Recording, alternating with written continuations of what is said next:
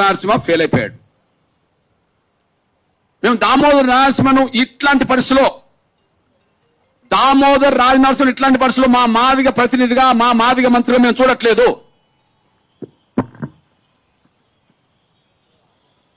దామోదర్ రాజనరసింహ గారిని మా మాదిగ ప్రతినిధిగా లేదా మా మాదిగ కోటలో వచ్చిన మాదిగ మంత్రిగా మేము చూడట్లేదు.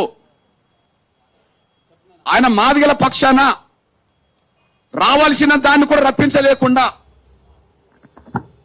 ఆయన మౌనంగా ఉన్నాడు. స్వార్థపరులు వాళ్ళ నిష్పత్తి కంటే ఎక్కువ పొందుతుంటే న్యాయం కోసం బలమైన ఉద్యమం జరుగుతున్న ఈ సమయంలో మాదిగల పేరుతో మంత్రికున్న వ్యక్తి మౌనంగా ఉండడం వల్ల జనాభా పరంగా రిజర్వేషన్లు పొందే అవకాశం కోల్పోయే పరిస్థితికి వచ్చింది. వెనుకబాటును ఆధారంగా చేసుకొని న్యాయబద్ధమైన వాటా పొందలేని పరిస్థితులు నెట్టబడడం జరిగింది. దీనికి ఎవరు బాధ్యత? దామోదర్ నరసింహ బాధ్యత. నేను అంటున్నా, సోదరా దామోదర్ నరసింహ గారు, నువ్వు మాదిగల ప్రయోజనాలు కాపాడలేవు. మిమ్మల్ని మేము మాదిగల ప్రతినిధిగా చూడట్లేదు. నువ్వెవరి ప్రతినిధో ధైర్యం ఉంటే చెప్పుకో. మాదిగలకు రావాల్సిన 11% మాట ఎందుకు రాలేదో చెప్పు. జనాభా లేదా వెనుకబాటు లేదా? జనాభా లేదా వెనుకబాటు లేదా? ఈ రెండున్నప్పుడు నిష్పత్తి పరంగా ఎందుకు రాలే? జనాభా ఉన్నదని మీ కమిషన్ చెప్తుంది, వెనుకబాటు ఉన్నదని కమిషన్ చెప్తున్నది. మరి దానికి దగ్గర రిజర్వేషన్లు న్యాయబద్ధమైన వాటి ఎందుకు రాలే? నీ మౌనం, నీ చేతగాంతనం వల్ల నా మాదిగ బిడ్డలు, అత్యధిక జనసంఖ్యలో నా మాదిగ బిడ్డలు తమ భవిష్యత్తుకు ప్రమాదంగా మారినవు నీ ప్రవర్తన వల్ల అనేసి కూడా రుజువు అవుతుంది. వాళ్ళ భవిష్యత్తుకు నువ్వే నష్టం తీసుకొస్తున్నావు. కాబట్టి మిమ్మల్ని మా మాదిగ ప్రతినిధి చూడట్లేదు.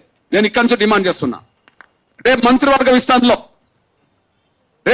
విస్తరణలో దామోదరం తప్పించండి, మాదిగల్ని ఇద్దరిని తీసుకోండి. నా డిమాండ్ ఇది.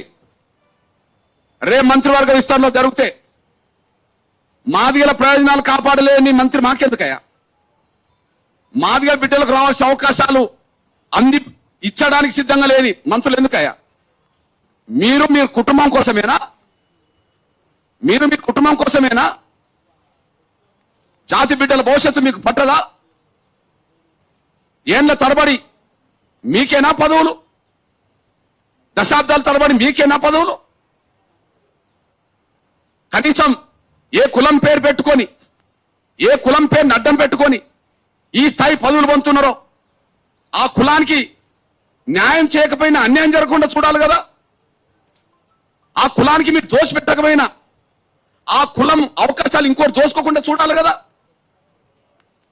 ఒక కాపలదారుడు ఉండాలి కదా. నువ్వు ఆ పని చేస్తలేవు కదా. ఎందుకు నువ్వాడా? కాంగ్రెస్ అధిష్టానానికి విజ్ఞప్తి చేస్తున్నా, ముఖ్యమంత్రి పరిధిలో ఉంటుంది మంత్రివర్గం ఇస్తాన్నా, దామోదరం తప్పించండి, మాదిగల నుంచి ఇద్దరిని మంత్రులుగా చేసుకోండి. ఎవరైనా చేసుకోండి, మాదిగల నుంచి ఇద్దరు రావాలి. రెడ్లు నలుగురు ఉన్నప్పుడు మాదిగలు ఇద్దరు ఉంటే తప్పేంటి?